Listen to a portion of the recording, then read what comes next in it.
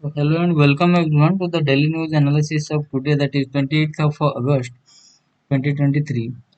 तो आज के जो 10 मेन आर्टिकल्स हैं वो पहले देख लेते हैं कौन कौन से इम्पोर्टेंट आर्टिकल्स हैं। तो पहला जो है टॉकिंग अबाउट टॉकिंग, ये एडिटोरियल का सेक्शन है।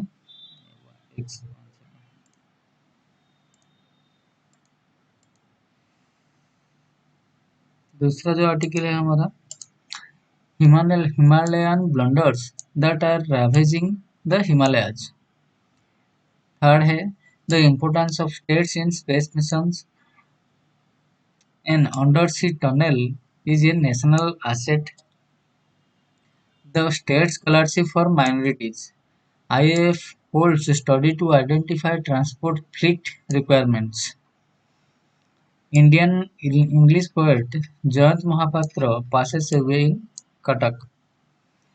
Don't treat countries merely as market.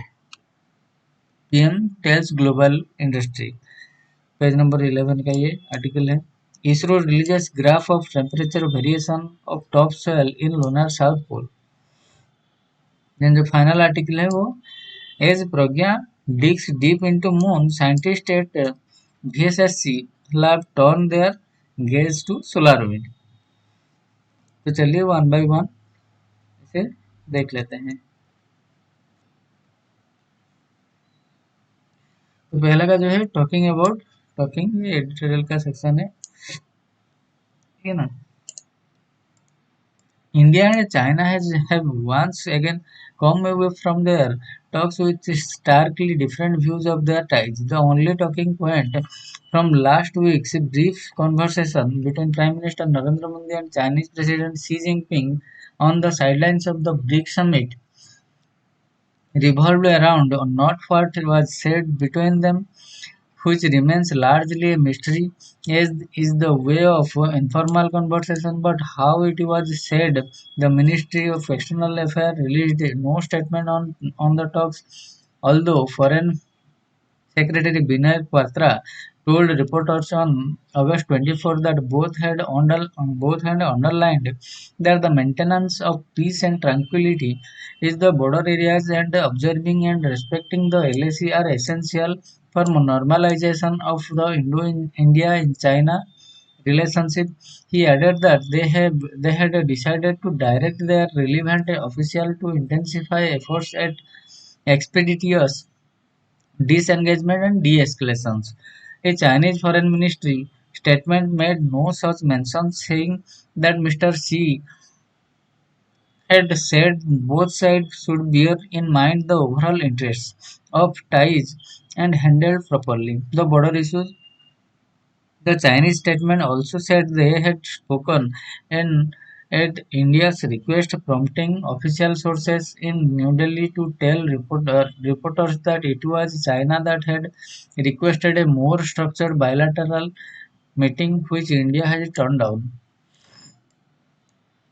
The exchange in South Africa was only the second known interaction between the leaders since the start of LAC crisis in 2020. It took the MEA as long as 8 months to acknowledge they had discussed the border in a conversation initially described as a pleasantries exchanged at G20 in Berlin in November 2020. India had at the G20 as well reportedly made clear it was not willing for a more structured sit-down exchange, although as videos showed it was Mr. Modi who finally initiated the conversation with Mr. Xi. If the Modi government is concerned that speaking formally with Mr. Xi would expose it to opposition criticism over China or dilute its messaging on abnormal ties, the argument that a dialogue in some sort of concession or a victory of Beijing is not a serious one. What matters more is what is said in the dialogue. In fact, a structured dialogue at the upcoming G20 in New Delhi, Mr. Xi is expected to attend, would give Prime Minister the opportunity to firmly underline India's stand in the clearest term and at the highest level, that that relations are predicted on peace, and the future of the relationship hinges on China restoring the status quo and India's patrolling rights along the border. The only ostensible reason for India's reluctance appear to be the government's unfortunate prioritization of political optics over public interest in its dealing with China, which has also led to continuing opacity over which it is currently unfolding along the border.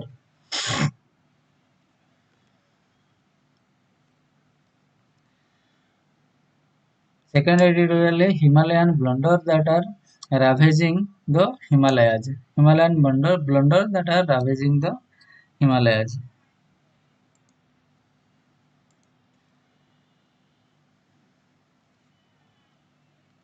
Wonderstruck by the beauty and the magnificence of the Himalaya, an ancient Sanskrit poet wrote in a thousand ages of the gods, I could not tell you of the glories of the Himalaya.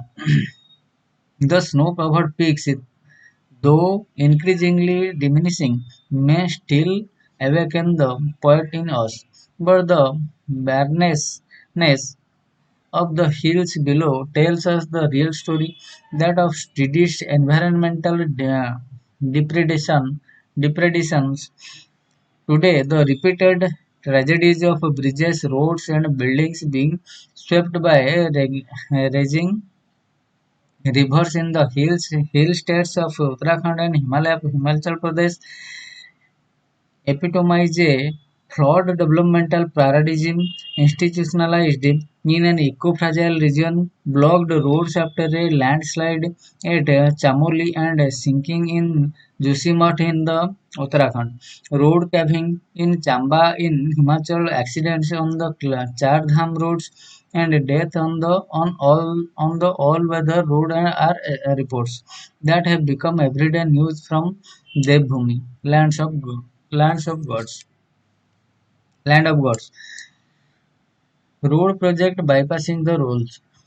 In 2016, the Chardham Mahamarg Vikas Pariyojana, a massive infrastructure project of 900 kilometer of road widening to double laning with a paved shoulder DLPS design of 12-meter was implemented in the Garhwal region and a short stretch of Kumaon in Uttarakhand. The project has claimed lakhs of trees and acres of forest lands, many human and animal lives, and also the fertile topsoil of the fragile Himalaya. The tons of smoke generated have choked water sources. By law, a project of more than 100 km needs environmental clearance, but ambitious projects for tourism and plans that are the result of election agendas are time bound. All laws of land are bypassed. In this case, this massive project was broken up into 53 small projects, each less than 100 km long, thus bypassing environmental impact assessment requirements. The dense forest around the Chamba,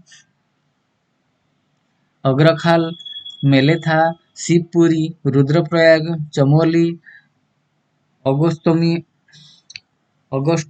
Agastyamuni, Karnaprayag and Kund, all in Uttarakhand, and other such lush green sites are vanishing.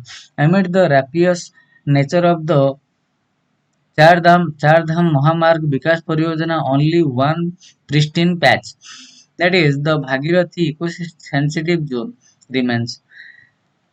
Bhagirathi eco-sensitive zone has the only natural free flow that is left of Ganga River and was declared a protected site in December 2012 under the Environmental Protection Act 1986.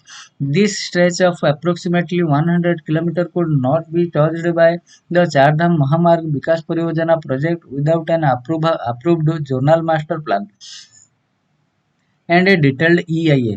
To facilitate the Char Dham Mahamarg Vikas Pariyojana, the ZMP was given hasty approval negating the direction of even the Supreme Court of India. The mandatory and the detailed EIA was not done, and finally the BESZ monitoring committee's approval was overseen by most of the state's officials on the committee without any discussion or suggestion being made. Thus, thousands of deodar trees and kilometers of pristine mountain slopes face grave danger due to same devastating DLPS road width. Unanswered question violations.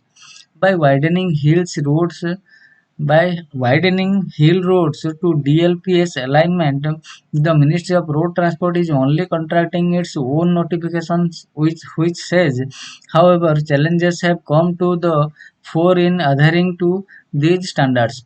That is DLPS. In the context of national highways and road in hilly and mountainous terrains, these challenges arise on account of a destabilization of hill slope and progressive damaging effects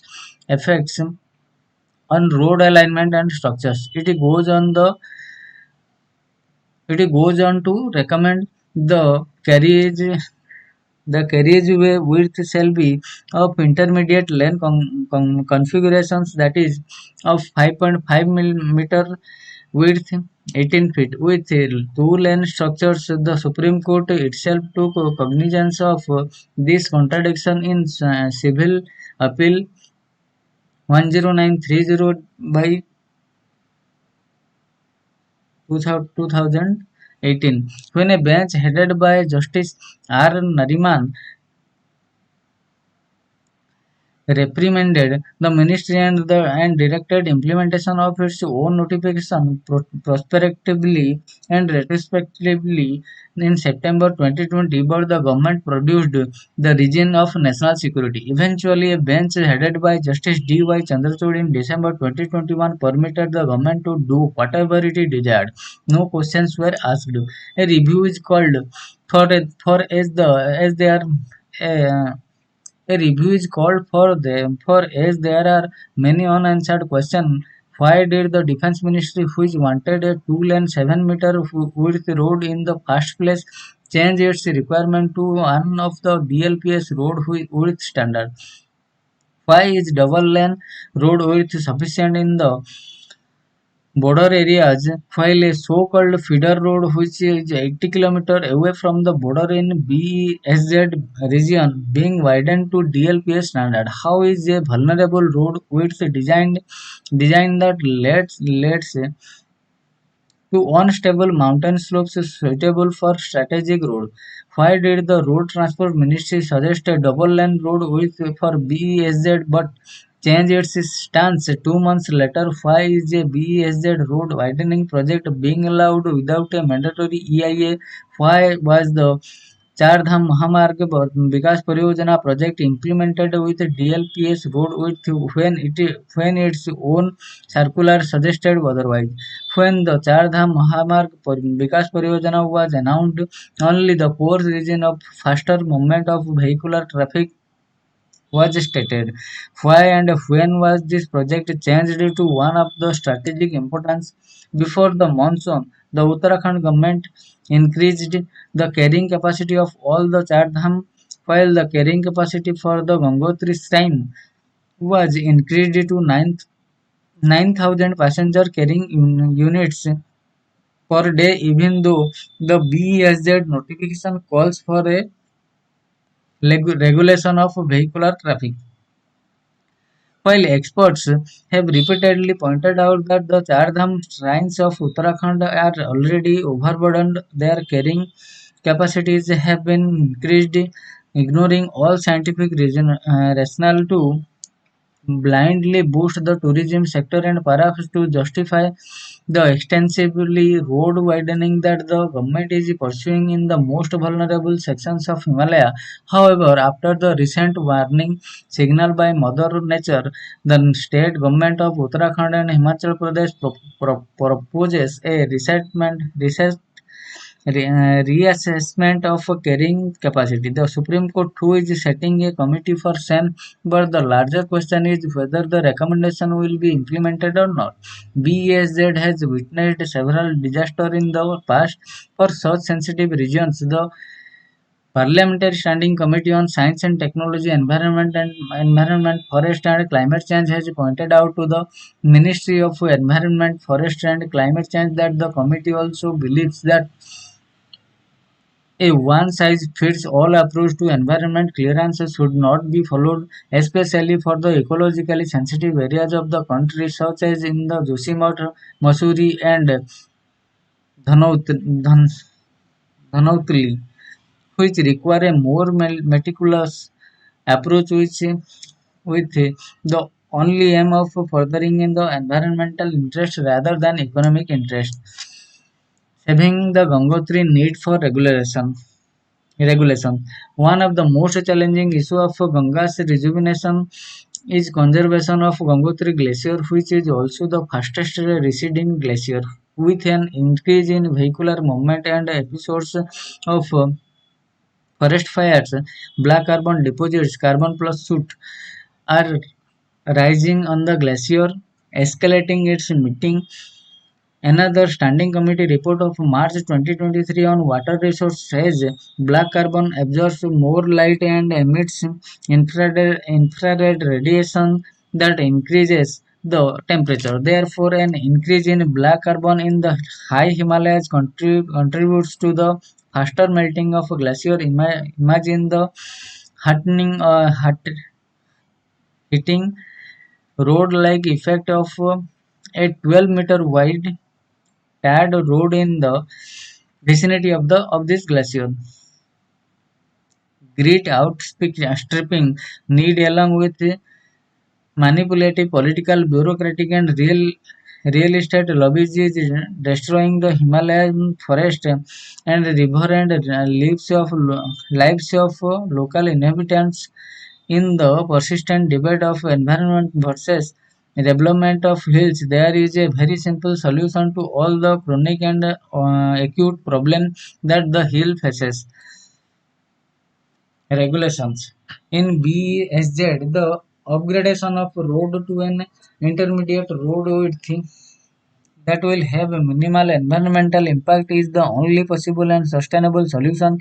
If reducing a few meters of road width helps ensure the conservation of the only pristine stretch of Ganga and protection of the Himalaya, then we must make sincere effort to amend the plan. We live in times of critical and unpredictable impact of climate change events which call for prevention and conservation.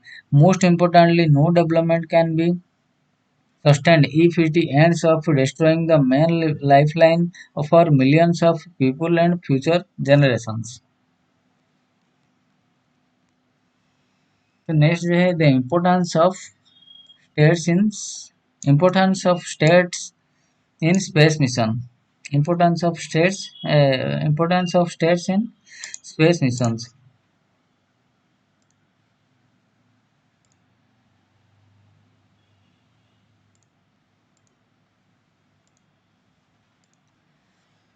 On August 23, with Chandrayaan-3 lander module making a soft landing on the moon, India became only the fourth country after the erstwhile Soviet Union, US, and China to accomplish this achievement. It is a testament of the to the remarkable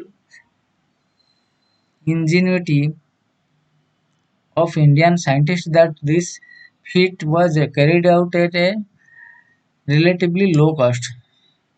Three of these four countries have been late industrializers, with only one developed nation, the US. Among them, this throws up interesting questions: what factors allow for resource constrained economies to pull off ambitious programs? What lessons do they hold for our ability to combat challenges? Do such programs represent a diversion of resource and attention from the pressing needs of development? Important factors. By some estimates, the USSR was 50 to 60% the size of the US economy in the 1960s when it landed the first spacecraft Luna 9 on the moon, according to World Bank data. When measured in purchasing power parity terms, China per capita income was around 22%. That of the US in 2013 at the time of its moon landing. In contrast, India's per capita income in 2022 was only 10.9% of that of the US. Clearly, a relative shortfall in resources does not always pose a constraint in achieving ambitious scientific outcomes. One clue could perhaps lie in human resource. China, India, and the US are world's most populous nations and have been since the 1970s. Russia ranked in the top four in 1970s. China, Russia, and India laid a lot of importance on science and technology in their post-war or post-colonial development trajectory. Their current success are the result of those initial investments. China, for instance, filed the most patents in the world in 2019. The large number of potential scientists and engineers in these countries provide a clue to the success of these nations in space exploration despite not being as rich as the developed world. However, the success of the UAE space program downplay the importance of populations. The UAE is richer in per capita terms than the US, but with a population of roughly 9 million in 2023. In 2020, with the help of Japan, the UAE launched the Hope probe that entered Martian orbit in 2021, making it the fifth country after Russia, US, China, and India to achieve this feat. This is a remarkable achievement considering that UAE Space Agency was only inaugurated in 2014. Perhaps the most important factor is the role of the state. In 2022, the head of Emirates Mars missions, Omran Sharif, stressed the importance of the triple helix model, where the government, the private sector, and the academics worked together and not in silos to achieve objective. An active and capable state as opposed to an inclusive and domineering one can help establish framework and procedures that overcome financial constraint and enable the harnessing of important resources like skilled workers. Though the private space industry is growing, it is still only governments that have enabled spacecrafts to land on the moon. A question often raised is whether developing economies with problems such as poverty can afford the diversion of valuable resource to such ambitious program. One problem with such objection is that it is only directed at developing economies as though developed nations have no internal problems to speak of. In the documentary Summer of Soul, African American participants are at the music festival in 1969 held at Harlem, New York, expressed their opposition to Neil Armstrong's historic moon landing. They cited civic infrastructure and racism as issues requiring urgent actions and said that the space program diverted resources and attention. Yet the Apollo missions are considered a triumph on the part of the humanity. The question of whether resources directed to space program are a diversion from pressing development needs, however, is a valid one. As an answer, one can uphold the importance of these programs in material and scientific terms. The knowledge gleaned from these missions will contribute to human progress, and ISRO's demonstration of its ability to launch satellites at relatively low cost can attract business and revenue from private players. A true partnership. More importantly, it forces us To re-evaluate the role of the state, the multiple crises besetting the world indicate the inability of the private sector to tackle them unaided. The dichotomy between state and market, where the state is simply a referee, is no longer valid. What is required is a true partnership between the two with active interventions of the state in order to provide the space for ingenuity to flourish. The success of government in landing spacecraft on the moon indicates that the states can be powerful and competent actors.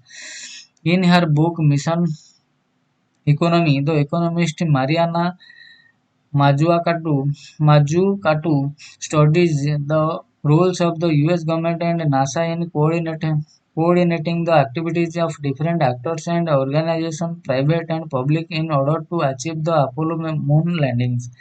Much of her work examines how the state can foster innovation and success in the modern day economies. No doubt, social problems such as climate change and hunger are very different when compared to well-defined objectives such as landing on moon. Both, but our success in the space, but in our successes in space show us the roadmap for navigating concerns on Earth, an inclusive and secular state committed to building the capacity required to ensure genuine human development is the need of the hour. The next way, an undersea tunnel is a national asset. An undersea tunnel is a national asset. The Kerala government had undertaken the ambitious project of constructing a coastal highway from Thiruvananthapuram to Kasaragod over a distance of about 623 kilometers at a cost of 6,500 crore. The proposed highway will pass through 9 coastal districts. When the proposed highway reaches Kochi, it has to pass through a deep shipping channel of Kochiput on the southern side of the port's approach channel from the Arabian Sea in Fort Kochi, which represents the prosperous face of the Kochi metropolis, while the 27-kilometer long Vipin Island, which is north of Fort Kochi, with an average width of 2 kilometers, represents an underdeveloped, densely populated, and less prosperous rural landscape. The challenge is to bridge the gap between Fort Kochi and Vipin. Is it possible to construct an undersea tunnel connecting the two? Undersea tunnels are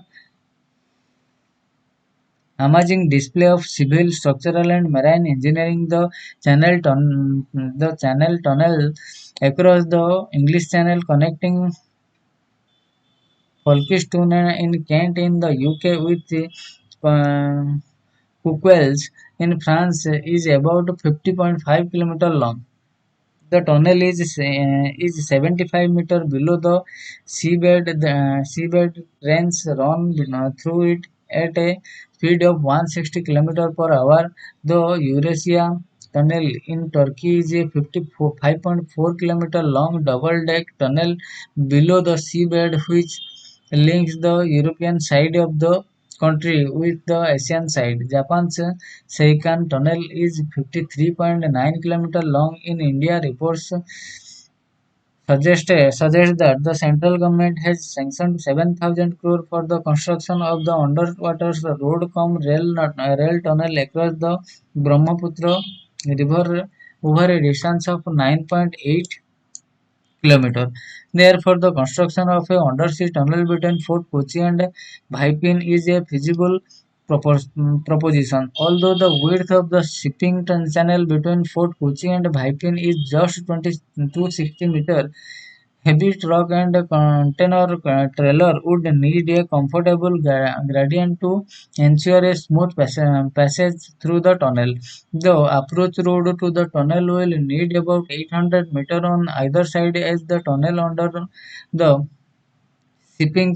channel will be built about 35 meters below the seabed. Consequently, the total length of the tunnel would be about 2.6 km. Modern tunnels have dedicated corridors for vehicles, cyclists, and pedestrians for the smooth flow of traffic. Similar arrangements could be planned for the proposed tunnel, which could turn out to be an engineering marvel. The proposed tunnel could start from Puthuvaipin and emerge at Fort Kochi Beach, which will minimize land acquisition requirements. Informal discussion with experts on tunnel construction suggest that total cost may go up to 1500 crore. When it is completed, the undersea tunnel will become the first tunnel under the deep shipping channel in India and will serve as an important link for seamless transportation along the proposed coastal highway. It will reduce traffic con- congestions, provide an effective alternative to the national transportation network, and help transport men and material across Kerala through the shortest road, thus saving time, energy, and fuel. An undersea tunnel could also be a tourist attraction. The government can earn revenue immediately after commissioning by way of toll charges. Users of the tunnel should pay enhanced toll charge for a faster, safer, and well-organized transport system, as the proposed undersea tunnel has to pass through the territory of Kochi Port Authority. The central government will be the appropriate agency to meet the cost, as the tunnel will eventually become an integral part of the coastline highway network. The lifespan of an undersea tunnel will be about 100 years or more. The government should view the construction of this tunnel as a social overhead capital to the collectively availed of by the urban and rural population. By the tunnel should be seen as a national asset and an effective alternative mode of transportation in city limits. The overriding concern of the government should not be the commercial viability of of this project, but public safety and enhancement of the public transport system and the quality of life in Kochi. It is important to note that a report released by the Asian Development Bank suggests that Kochi is the fastest growing and most progressive among the emerging urban conglomerations in India.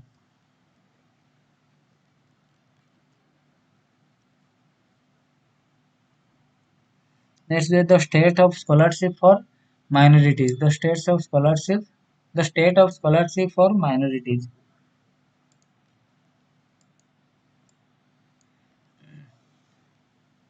In the past few years, the center has discontinued two key educational schemes for religious minority, narrowed the scope of another, and gradually cut down on the expenditure incurred on multiple programs of the Ministry Affairs, Minority Affairs. Why are there scholarships for religious minorities? India is the home of over 30 crore people from the religious minority community. These include six religions notified under Section 2, Clause C of the National Commission of Minorities Act. For Minorities Act 1992, among them Muslims make up the largest religious minority, but face challenges in various sectors. Their participation in salaried jobs is low, and many are engaged in the informal sector, characterized by low wages, weak social security, and poor working conditions. The Justice Rajinder Sachar committee was constituted by the UPA government to look into the social, economic, and educational standing of Muslims in India. In a comprehensive 400-page report tabled in Parliament in 2006, the Sachar committee concluded that the Muslim minority was neglected in almost all dimensions of development. By and large, Muslims rank somewhat above SC and STs, but but below Hindu OBCs, other backward classes. Other minorities and Hindu general, mostly upper caste, in almost all indicators considered, the report stated. Around the same time, the Manmohan Singh-led UPA government accepted the long-pending demand for a Ministry of Minority Affairs. In 2006, the new ministry was ensure a more focused approach on issues affecting the notified minorities, especially educational empowerment, economic empowerment, infrastructure development, and special needs. What are the welfare schemes? Over the past 20 years, the central government has implemented roughly 10 schemes to provide educational empowerment to religious minorities. The pre-matric scholarship scheme was one of the first central sector program implemented by the Ministry of Minority Affairs. The scholarship was initially awarded to minority students from class 1 to 10 and ranged between 1000 to 10,700 for each selected candidate. The scheme has now been discontinued for classes 1 to 8, only covering class 9 and 10 in its revised form. The post-matric scholarship scheme was for students in class 11 and above till PhD.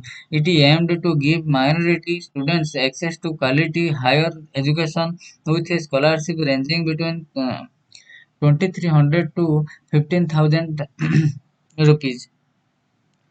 The funds for this scheme increased from 515 crore rupees to 1065 crore rupees this fiscal year.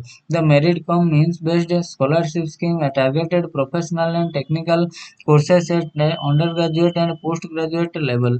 Eligible candidates in any of the 85 institutes listed under the scheme are reimbursed full course fees, while those in other institutions are reimbursed courses fees worth 20,000 per annum. The scholarship scheme saw a major reduction in funds in 2023-24. It was allotted 44 crore rupees this year, while last year's allotment was 365 crore rupees. Another central sector scheme was Maulana Azad National Fellowship. The scheme provided financial assistance for 5 years to research scholars pursuing MPhil and PhD from institutions recognized by the University Grant Commission (UGC). Under the scheme, junior research fellows received a grant of 31,000 for the first 2 years, while senior research fellows got 35,000 per month for the remaining tenure. The per month The MANF benefited over 6,700 candidates between 2014-15 and 21-22 with 738.85 crore rupees paid before it was cancelled in 2022. The Padho Pradesh scheme was launched to provide better opportunities for higher education abroad, providing an interest subsidy on education loans for overseas studies to students belonging to economically weaker section of minority communities. However, this scheme was discontinued from 2022-23. The scheme benefited 20,365 beneficiaries since its inception in 2006. The Begum Hazrat Mahal National Scholarship was for meritorious girls to pursue higher secondary education and was provided by Maulana Azad Education Foundation. The scholarship has had zero allocation in this year. The Noya Savera was a separated program launched to provide free coaching to minority students for entrance to technical and professional courses and competitive examination in the Union Budget 23-24. The scheme was allotted 30 crore, but the center has since discontinued the scheme, stating that the new education policy 2020 does not support coaching programs. Official record Official records show that 1.19 lakh students benefited under the scheme. The scheme for providing education to madrasas and minorities, a centrally sponsored umbrella program, has a Sub scheme, the scheme for providing quality education in madrasas, under which recognized madrasas receive financial assistance to introduce modern subjects such as science, mathematics, social studies, Hindi and English in their curriculum. The scheme was allocated 10 crore for the financial year in 2023-24, more than 90% less than the allocation in 22-23, which was 160 crore rupees. How much has the budget reduced? An analysis of the latest Ministry of Minority Affairs data shows that beneficiaries of the first six central educational schemes mentioned above dropped about around 7% in 3 years between 2019-22, while a total of 67.3 lakh minority students were awarded a scholarship in 2019-20. Only 62.6 lakh benefited in 21-22. The MANF and the Begum Hazrat Mahal National Scholarship took the biggest hit during this period. MANF beneficiaries dropped from 2,580 in 2019-20 to 2,061 in 2021-22, while girls benefiting under the scholarship saw a dip of 44% in 3 years.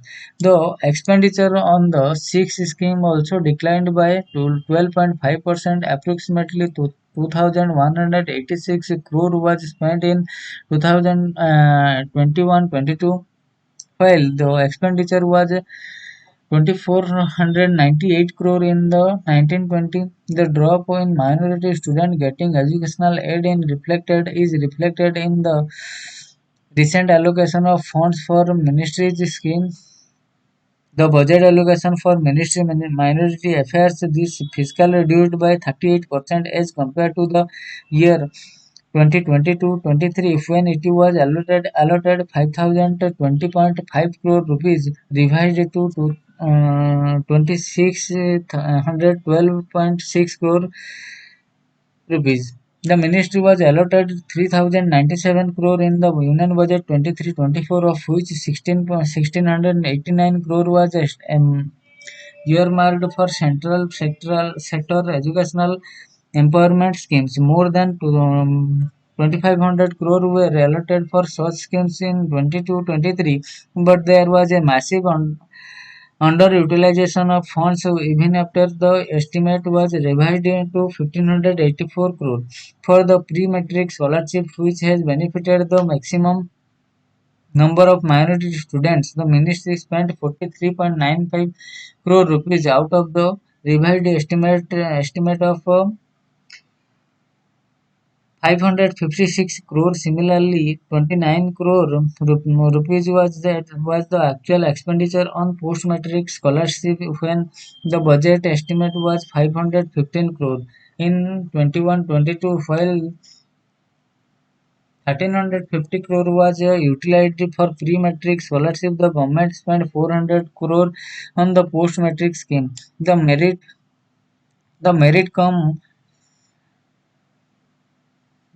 com means scholarship for professional and technical courses, one of the few schemes that saw a rise in the number of beneficiaries between 2019-21, also faced funding cuts this year.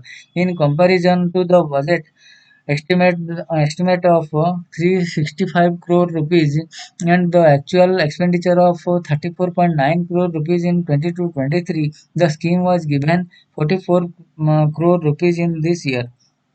Grants in aids in the MAEF dropped from 90 crore in 21-22 to 1 lakh in 22-23. A 2022 report by the Center for Budget and Governance Accountability highlighted a declining trend in the share of overall budget expenditure towards minorities. The CBGA found that the allocation of funds for the year 22-23 was not in line with proportional representation of minorities. It is also concluded that utilization of the budget under the scholarship scheme appeared to take place in the last quarter of each financial year, which meant that beneficiaries were receiving their scholarship towards the end of the academic year. Why is the educational aid necessary? As pointed out by Niti Aayog in its strategy document 2018, affirmative action is the need of the hour to improve the socio-economic status of religious minority, particularly Muslim, who continue to lag behind the rest of the population in several areas. There is a significant disparity in education accessibility between Muslim and the general population, with Muslim representation in total enrollment is declining as one moves to higher levels of education. Experts worry that scrapping scholarships and limiting the scope of others such as the pre-matric scholarship and the Begum Hazrat Mahal National Scholarship will adversely affect the community and impact their enrollment rate, which is already worrisome. The highest proportion of out of school children in the country belong to Muslim communities, 4.43%, followed by Hindus 2.73%, Christian 1.52%, and others 1.26%. According to the Sarva Shiksha Abhiyan data,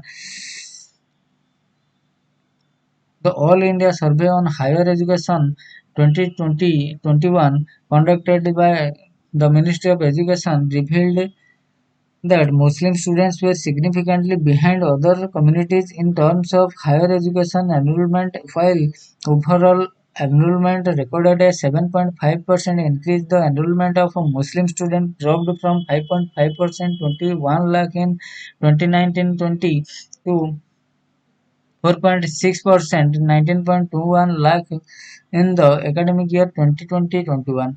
Of the total 4.13 crore college students, less than 20 lakh Muslims are enrolled in higher education institutes, the report showed.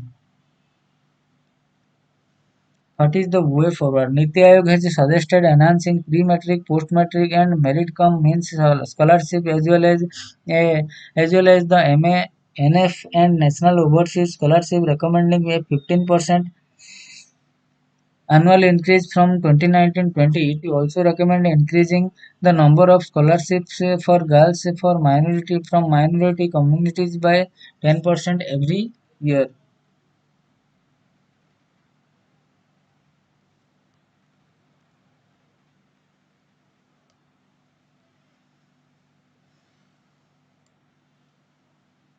IAF holds a study to identify transport fleet requirements.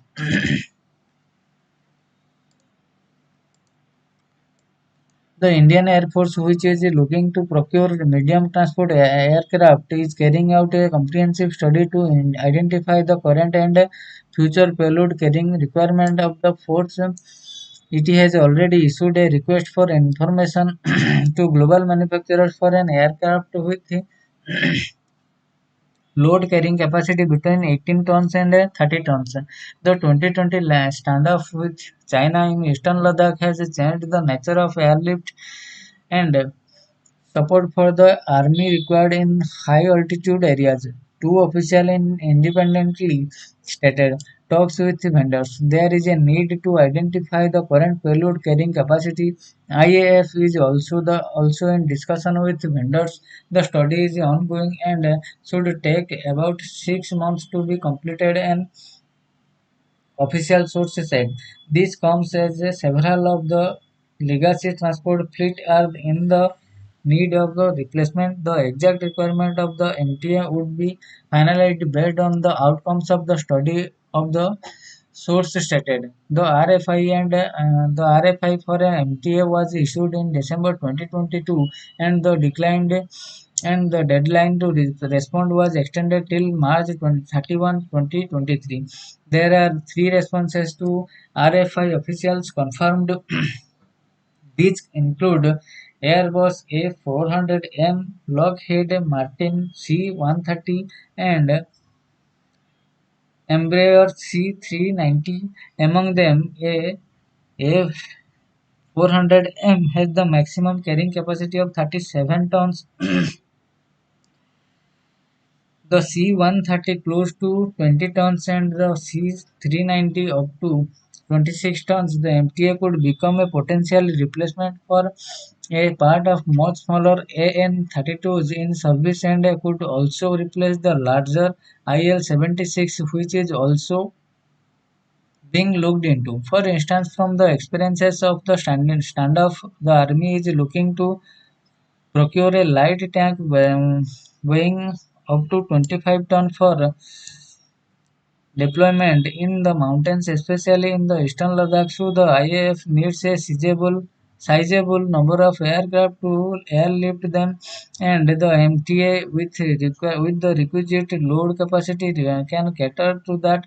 Several officials noted there is a huge gap in the carrying capacity at the mountain at the moment with the current aircraft, which needs to be adjusted. One of the officials said an earlier project to jointly co-develop and produce an MT of 20 tons with Russia to replace the AN-32s was scrapped a few years ago after initial design discussion, as reported by the Hindu earlier. The transport fleet of the IAF currently consists of over 100 AN-32s, Abhors IL-76 heavy transporters, IL-78 media refueling tankers from Russia, as well as 12 C-130J Super Hercules and 11 C-17 Globe Master Strategy aircraft from the US. Of these,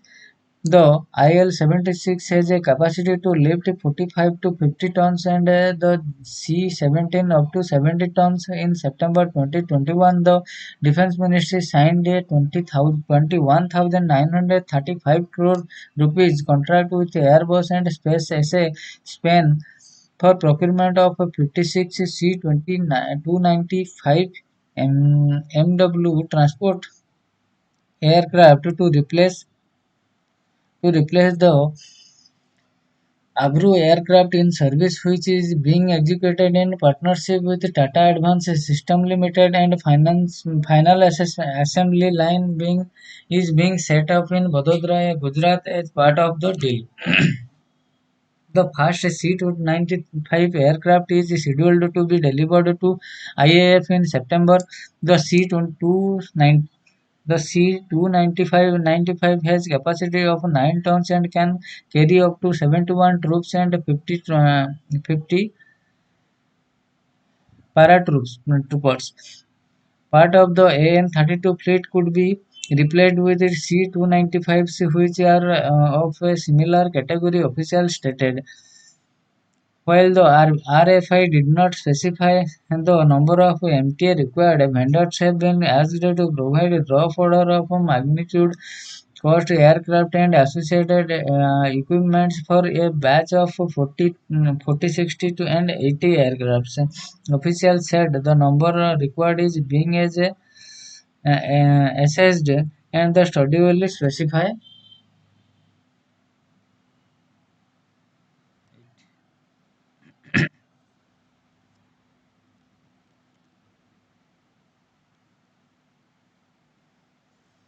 Indian English poet Jayanta Mohapatra passes away in Cuttack.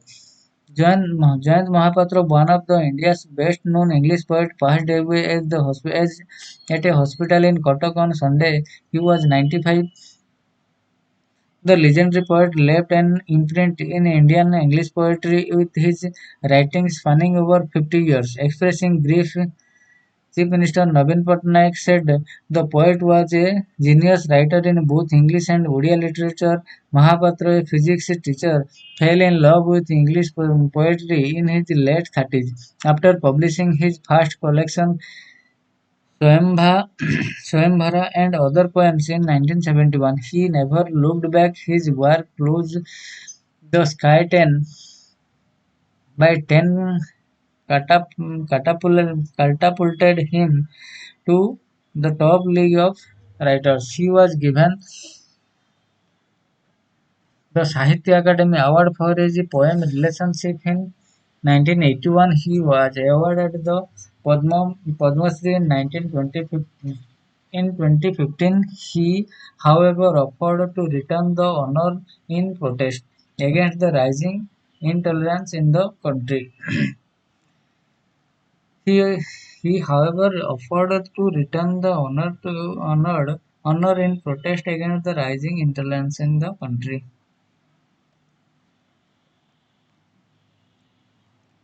The next जो article है, do not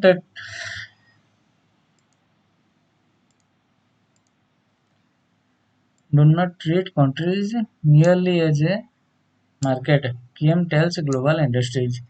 Modi says business must focus on improving the purchasing power of people, underlying that a self-centric approach will harm everyone.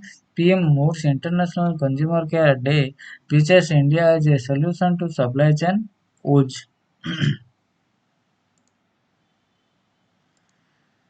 Prime Minister Narendra Modi on Sunday cautioned global business against treating countries only as a market and urged them to move beyond their focus on bottom lines as a balance between the interest of a producer and a consumer was vital to sustain a profitable market, pointing to the irreversible disruption in the global supply chain after the pandemic. He questioned the efficiency of such supply chain that failed to work when the world required it most, and presented India as the trustworthy solution to such disruption that the world is dealing with today. Addressing the closing session of the B20 summit, India, Mr. Modi noted a reboot of traditional brand and sales approach to business. He said that businesses must focus on improving the purchasing power of people, underlying that a self-centric approach would harm everyone. As a business, we also have to focus on creating an ecosystem that will benefit us in the long term. Now, due to the policies implemented by India in the past few years, 19.5 crore people have come out of poverty in just 5 years. These people are the new consumers. This new middle class is also giving momentum to India's growth. Mr. Modi noted treating other countries only as a market will not work and even harm producing countries sooner or later. He warned, stressing that the way forward was to make everyone equal partners in this progress. Businesses, he said, should be more consumer centric, whether the consumer was an individual or a country that is using global goods and services, and suggested an annual international consumer care day that can enhance trust between producer and buyers. While March 15 is designated as World Consumer Rights Day, he said, when we talk about consumer rights, should not be we also be mindful of consumer care, as it will automatically take care of many consumer rights issues. We should definitely think about a system for international consumer care day. Every year can global business come together to place themselves for the good of consumer and their markets, terming the uneven availability of critical material and rare earth metal as similar challenges. Mr. Modi said if those who have them do not look at them as global responsibility, then it will promote a new model of colonialism, linking the future of global growth to the future of business. He said that the industry can transform a potential into prosperity, obstacle into opportunity, and aspirations into achievements, whether they are small or big. Global or local business can ensure progress for even everyone. He avoid the proliferation of cryptocurrency and the emergence of artificial intelligence posed fresh issues that could pose potential disruption in different sectors, and needed an integrated approach with a global framework so that all stakeholders concerns are duly addressed, he said.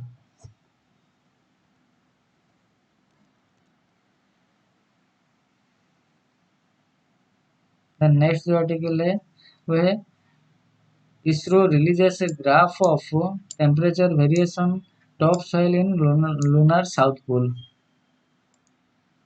The Indian Space Research Organisation on Sunday released a graph of the temperature variation on the lunar surface with an increase in depth merely by the CHASTE payload aboard Chandrayaan-3 Vikram lander module. According to the space agency, Chandra's surface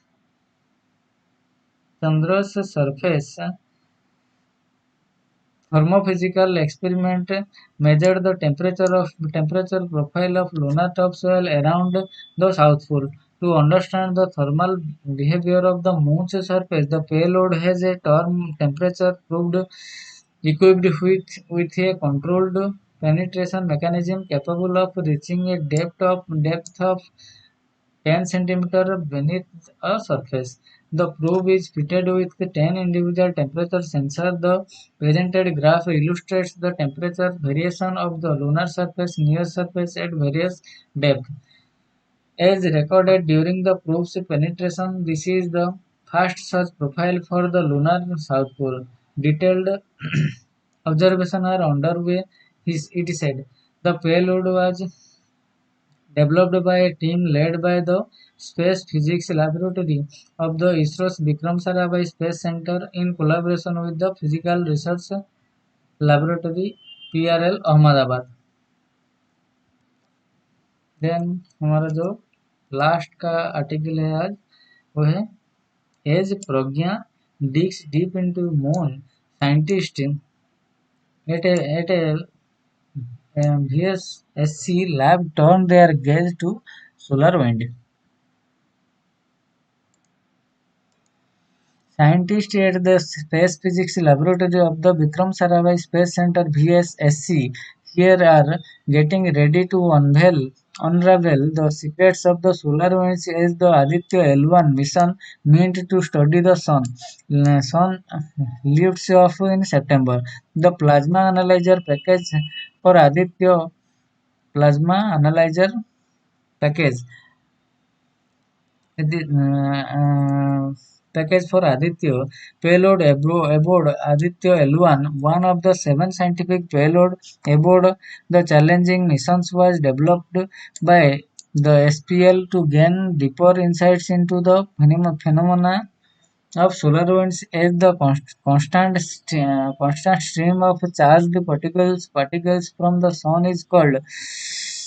S. Somnath, chairman of Indian Space Research Organisation, said on Saturday that the mission would lift off from Sri Lanka's Sriharikota in the first week of the September. The Papa payload will study the composition of solar winds, a senior ISRO official said. It will look at the energy of electrons and the energy and mass of protons and ions in it. The study will also cover the angular variations, the official said for the lab. The Aditya L1 mission is yet another big occasion coming close on the heels of the Chandrayaan-3 lunar mission on which it had two important scientific payloads. The ISRO describes Aditya L1 as the first space-based Indian mission to study the sun from a halo orbit around the Lagrange point L1 of the Sun-Earth system. Weighing roughly 8 kg, the Papa payload shares space on Aditya L1 spacecraft with 6 other payloads is developed by sister ISRO. In ISRO units and other scientific establishments collaborating with the ISRO. According to the ISRO, the payloads are designed to study the chromosphere, the photosphere, and the outermost layer of the sun using electromagnetic and particle detectors. The ISRO will use an XL variant of the Polar Satellite Launch Vehicle to place the Aditya L1 spacecraft in a low Earth orbit. Mr. Somnath said here on Saturday that the spacecraft had been integrated with the launch vehicle at Sriharikota. Once launched, it will take 125 days to travel to its destination at L1 point. On board the Chandrayaan-3 mission's Vikrama lander, which soft landed on the Moon on August 23, the SPL had two payloads: Chandra's surface thermophysical experiments (CHASTE) and radio anatomy of a moon boundary hypersensitive ionosphere and atmosphere (RAMBHA).